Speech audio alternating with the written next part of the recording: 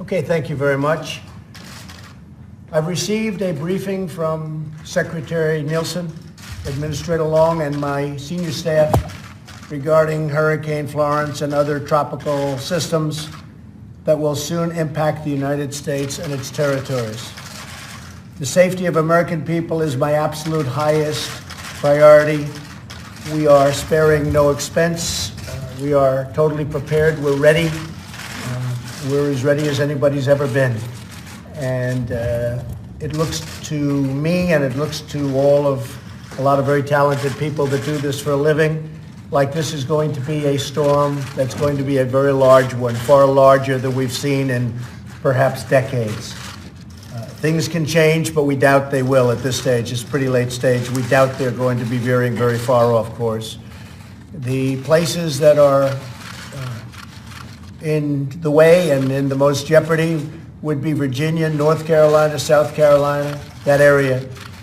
And again, they haven't seen anything like what's coming at us in 25, 30 years, maybe ever. It's tremendously big and tremendously wet, tremendous amounts of water. So I've spoken with the governors of South Carolina, North Carolina, and Virginia. They're prepared, we're prepared, we're working very well in conjunction with the governors. I'd like to ask Brock Long, our administrator, has done so well for us in Texas and Florida. We have something, it could very well be very similar to Texas in the sense that it's tremendous amounts of water. Texas was the one that had, I would say to this point, Brock, probably more water than we've ever seen in a storm or a hurricane. And it went out for seconds and thirds. We've never seen anything like it. But FEMA, as you know, did a fantastic job, and a fantastic job also in Florida.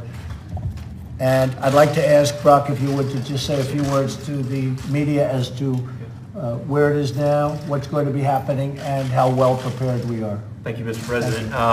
Unfortunately, Hurricane Florence is setting up to be a devastating event to the Carolinas and potentially Virginia as well. So, as you can see, they're forecasting a major landfalling storm, Category 3 or 4 storm at landfall. The biggest hazard that we're worried about is storm surge. That's the primary driver of the evacuations that are underway by the states of North Carolina, South Carolina, Virginia right now. But as this system comes in and makes landfall during the weekend, it's forecast to stall out, lose its steering currents, and drop copious amounts of rainfall. Unfortunately, the remnants of Gordon passed through the mid-Atlantic over the weekend and dropped a lot of rain, saturating rivers. So Hurricane Florence, as it comes in and puts anywhere between 20 and 30 inches more in isolated areas, could create a lot of inland flooding. So right now, sir, we're supporting the governors with achieving their life safety evacuation movements. We're focused on mass care and sheltering, and then we'll be focused on helping them to execute their response and recovery goals. What are the chances that it veers off course and the hit won't be so direct? What are the chances of that? Unfortunately, I believe there's quite a bit of certainty in the track forecast because the forward speed is picking up. It's getting faster, and when systems do that, the track forecast becomes a lot more accurate. I think the expectation needs to be set with the citizens in this area that if you've been asked to leave, get out of the areas that are going to flood and get into a facility that can withstand the winds. Let's set the expectations as well. This has an opportunity of being a very devastating storm. The power is going to be off for weeks. You're going to be displaced from your home in the coastal areas, and there will be flooding in the inland areas as well. So these are going to be statewide events. The hazards will be statewide. Okay. You want to just show us this one then? Yeah, this is a 7-day rainfall graphic. As you can see, the pink areas and the purple areas indicate 20 inches. That's mean area rainfall. That's an average rainfall amount. But you may see isolated amounts greater into the 30-inch range over Virginia, the central portions of Virginia and West Virginia. And these impacts they're going to be through the mid-Atlantic. So we're coordinating not only with South Carolina, North Carolina, Virginia, but other mid-Atlantic states all the way to Delaware. Good. Yes, sir. And it has been great coordination. I have to tell you, the states have been terrific. Everybody's working together.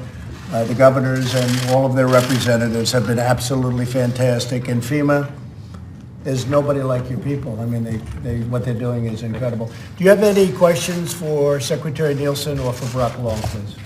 What lesson do we take from what happened in Puerto Rico? How do we apply the lessons we took from Puerto Rico? Well, I think Puerto Rico was incredibly successful. Puerto Rico was actually our toughest one of all because it's an island, so you can't truck things onto it. Everything's by boat. We moved a hospital into Puerto Rico, a tremendous military hospital in the form of a ship. You know that. And I actually think, and the governor's been very nice, and if you ask the governor, he'll tell you what a great job. I think probably the hardest one we had by far was Puerto Rico because of the island nature.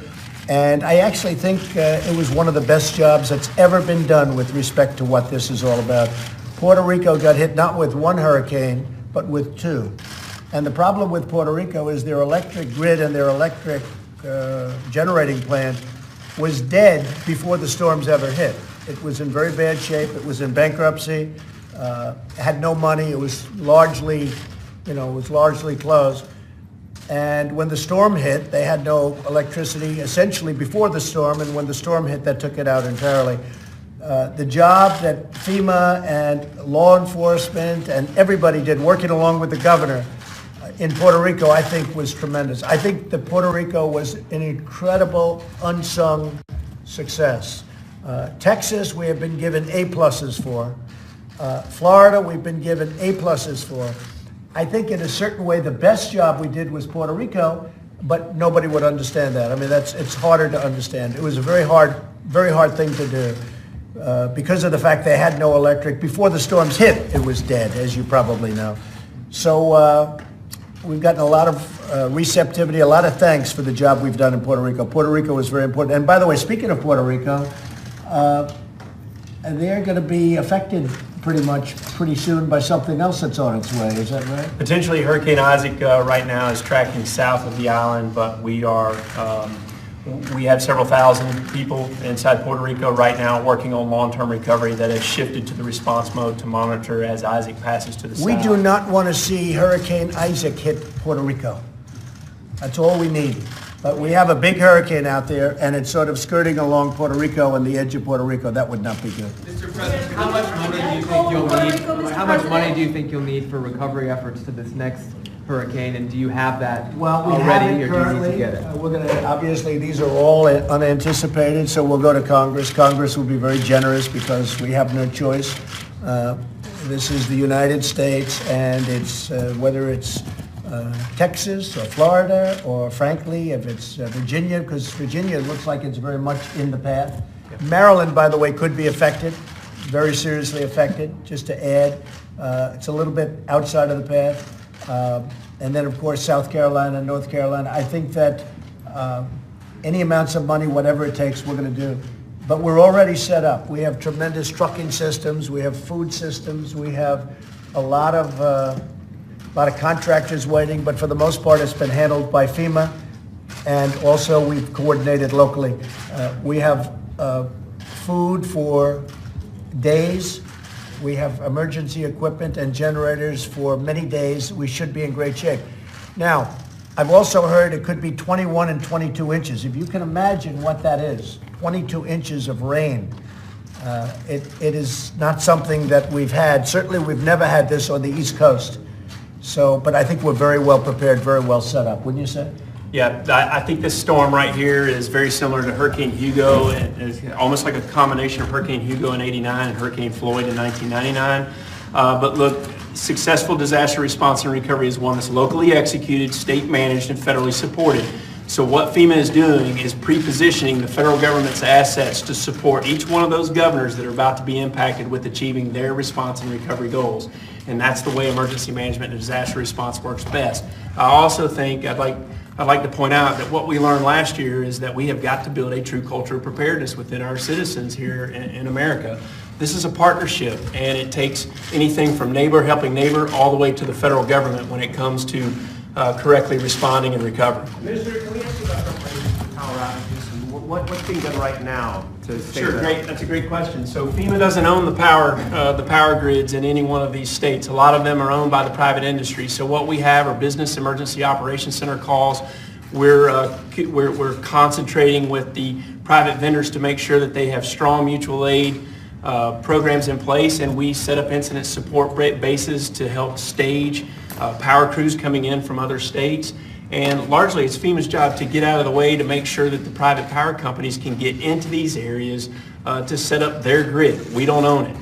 We don't own it. But unlike Puerto Rico, you have very strong power companies. They're very powerful, very well managed in the sense that they have tremendous overcapacity. They are going to do a great job. They also have made contracts with other power companies that won't be affected, and they're going to be coming in. Just to answer your question, they'll be coming in to the various states that will be affected. They're going to be coming in very strongly, and they're already lining up. They'll be here probably for the most part tomorrow or shortly before the storm hits. So they're going to be in great shape. These are really states that have very, very strong power authorities. What's your message, Mr. President, to people who might not have evacuated yet? Well, it's very risky. I mean, again, we've never seen anything quite like this on the East Coast, at least. And if it turns out to be as bad, you know, we go out there. You have people that actually go fly through these storms. These are very brave people, but they fly through. And from what I'm hearing, the sites that they're seeing have not been seen on the East Coast before. So I would say everybody should get out. I mean, you have to listen to your local authorities, and whether you're upland or downland, but depending on where you are, you have to listen and you have to get out. If they want you to get out, because it's going to be impossible to have people get in there, whether it's law enforcement or FEMA or anybody else, once this thing hits, it's going to be really, really bad along the coast. Okay? Anything else?